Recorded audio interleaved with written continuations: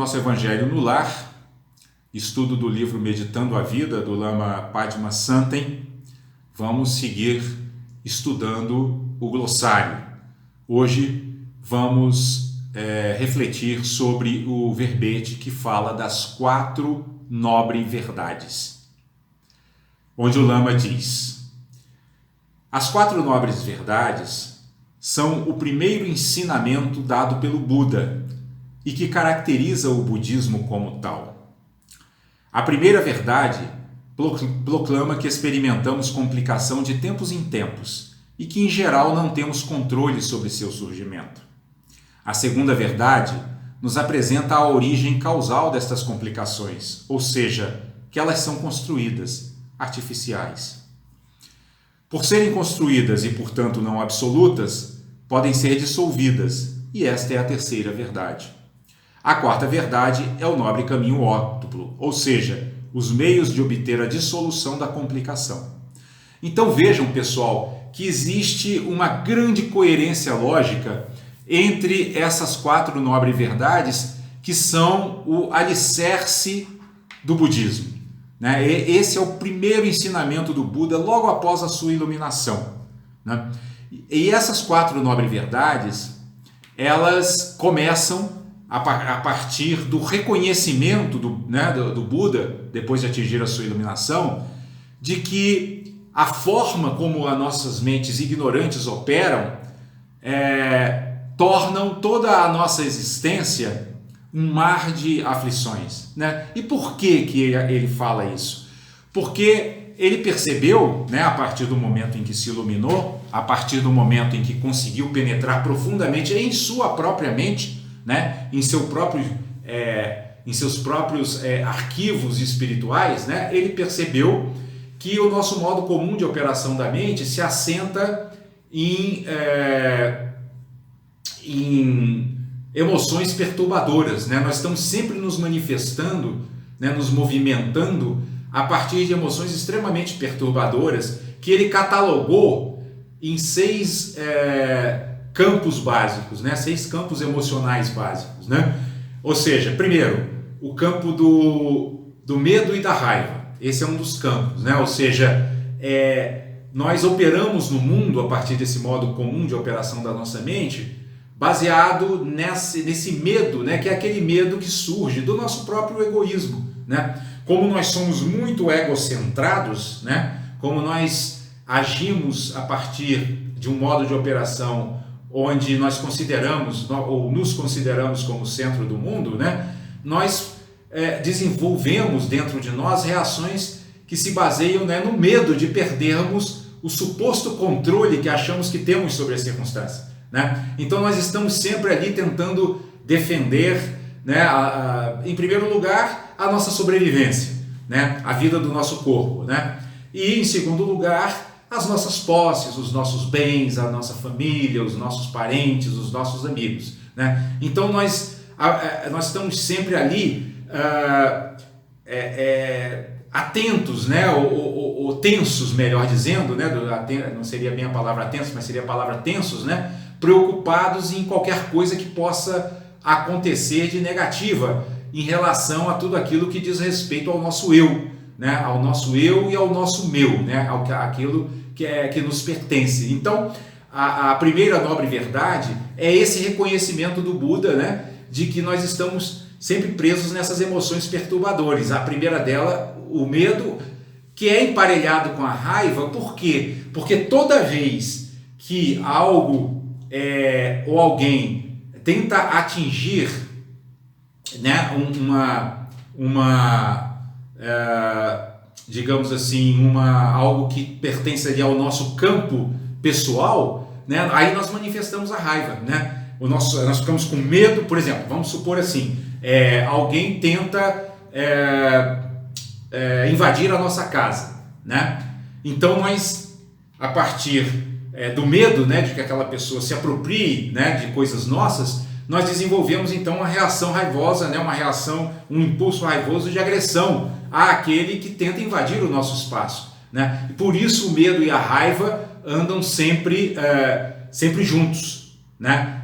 Por isso o medo e a raiva foram agrupados pelo Buda no mesmo campo mental, né? Numa mesma paisagem mental, né? Que ele chama inclusive da paisagem dos infernos, né? Ou seja, o inferno não é, nessa visão, um lugar externo a nós, né? O inferno é o nosso próprio medo, né? E a raiva que muitas vezes ele provoca quando esse medo é desafiado de alguma forma por algum perigo, entre aspas, né? Que nós achamos que está ameaçando, né? A nós, aos nossos ou aos nossos bens, né? E aí existem as outras paisagens mentais perturbadoras, né? Que são, por exemplo, a paisagem da carência, né? Nós temos sempre aquela sensação de que está nos faltando algo, né? Parece que há sempre uma insatisfatoriedade permanente, né? Nós estamos sempre buscando alguma coisa lá fora que nos acalme, que nos satisfaça, que nos distraia, que nos entretenha, né? Vocês vejam, por exemplo, que muitas vezes as pessoas, quando estão, entre aspas, sem nada para fazer, né? Aí busca ali um filme, né?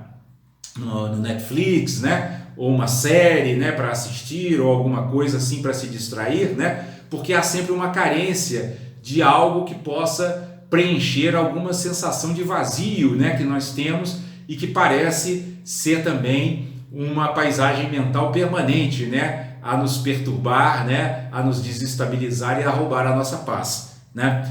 A outra paisagem mental também muito comum em nós, né, na nossa modo comum de operação da mente, é a do desejo e a do desejo e do apego, né? Ou seja, como nós temos apego a determinadas coisas, né? A determinadas situações, a determinadas comidas, né? A determinadas imagens, nós estamos sempre correndo atrás dessas coisas, né? Impulsionados pelo desejo de obtê-las, né? Pelo desejo depois de obtê-las, pelo desejo de mantê-las próximas de nós, né? De modo a que possamos usufruir daquela sensação de saciedade, vamos dizer assim, que muitas vezes essas coisas a que temos apego nos oferecem, né? Então o desejo e o apego é uma outra paisagem perturbadora também, que gera esse sofrimento que é descrito aqui na primeira nobre verdade, né? Além disso, tem também a paisagem da inveja, né? Que é uma outra paisagem, aquela a partir da qual nós entramos numa dinâmica de competição com o próximo, né? Nós abandonamos aquela ideia evangélica, muitas vezes, da cooperação, do estender a mão para começarmos a nos comparar, né? A querermos ser melhores do que os outros, melhores do que aqueles que nos cercam muitas vezes, né? E essa é uma outra paisagem mental também que gera esse sofrimento.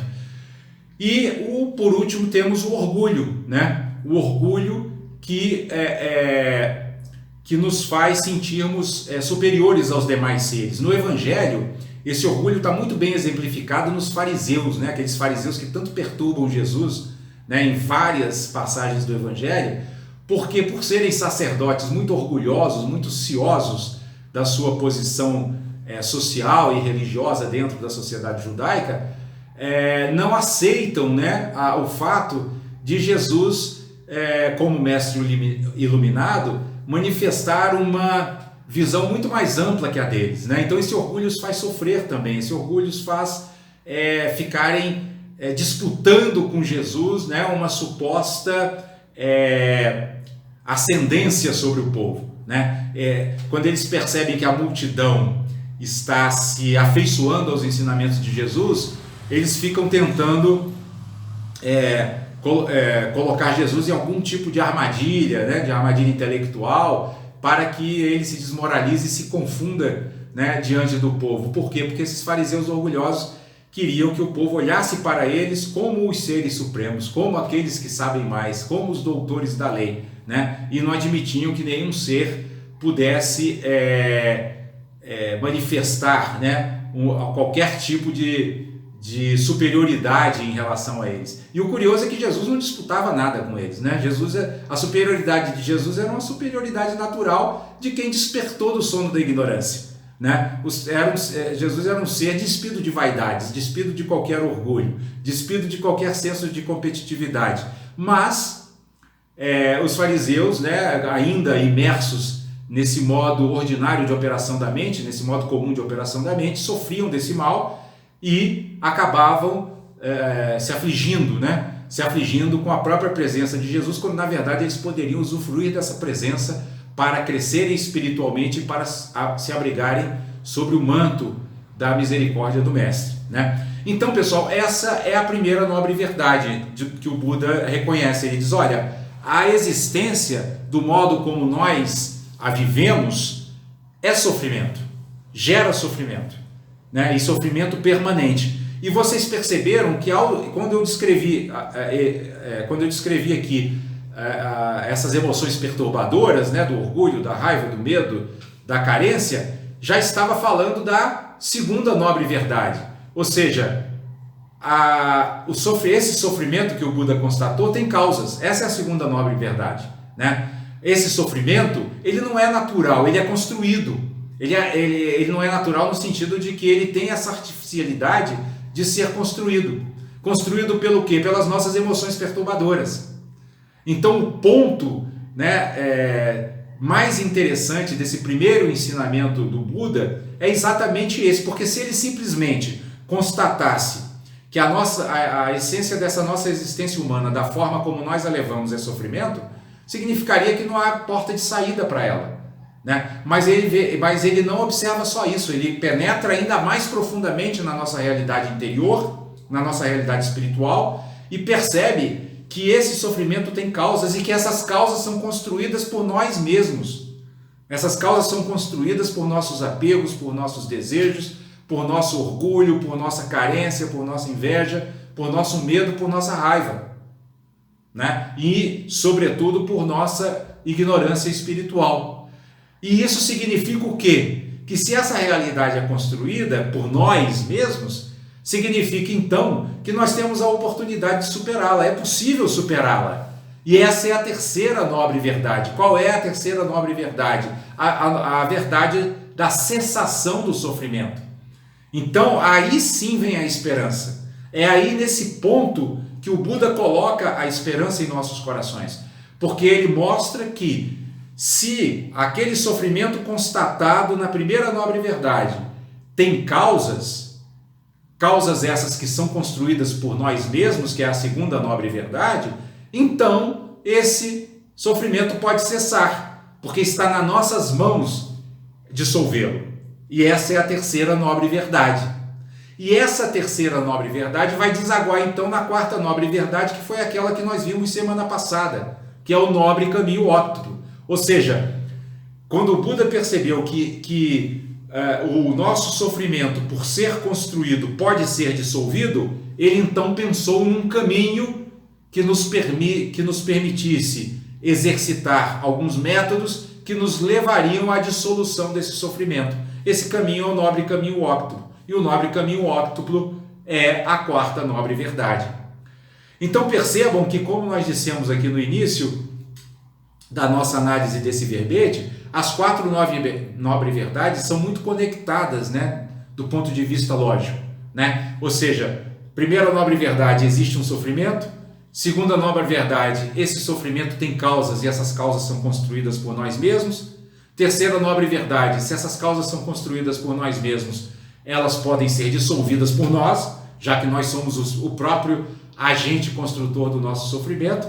E a quarta nobre verdade existe um caminho que leva à dissolução total do sofrimento, né? E esse nobre caminho, só para nós nos lembrarmos, nós vimos na semana passada, no sábado passado. Lembram? O nobre caminho óptimo, né? Que começa com o quê? Com o primeiro passo, que é nós termos a motivação correta. Vocês lembram disso? A motivação correta era o quê? É nós termos uma motivação de nos libertarmos dos três venenos que enceguecem a nossa mente, né? Quais são esses três venenos? Ignorância espiritual, apego e aversão, né? Então o nobre caminho óptuplo, que é a quarta nobre verdade, ele abre as portas da evolução espiritual, nos mostrando que o alicerce desse caminho é termos essa motivação, né? Ou seja, em outras palavras, é nós olharmos para essa vida humana como uma possibilidade de superação das nossas imperfeições, né? É nós abandonarmos esse modo ordinário de operação da mente que se apega à vida material como uma finalidade em si. Isso tem que ser abandonado para que possamos avançar no caminho espiritual, né? É isso que nos diz o Nobre Caminho Óptico no seu primeiro passo. Nós temos que colocar em nossos corações esse entusiasmo, o entusiasmo de intensificar, né, de entrar na prática espiritual e de intensificar essa prática espiritual, né, de modo a que, ao invés de ficarmos escravizados ao apego, à aversão e à ignorância espiritual, nós tomemos refúgio, né, que é isso que caracteriza também a motivação correta, é que nós tomemos refúgio naquilo que o budismo chama as três joias, ou seja, tomemos refúgio no mestre, que no caso da doutrina espírita é Jesus, tomemos refúgio nos ensinamentos desse mestre, que no caso da doutrina espírita são os ensinamentos contidos no Evangelho, e tomemos refúgio na comunidade religiosa que busca praticar e assimilar esses ensinamentos, né? Que no nosso caso é o movimento espírita, né? Então essas são as três joias que vão funcionar como impulsionadores da nossa evolução espiritual. Mas vocês percebam que para isso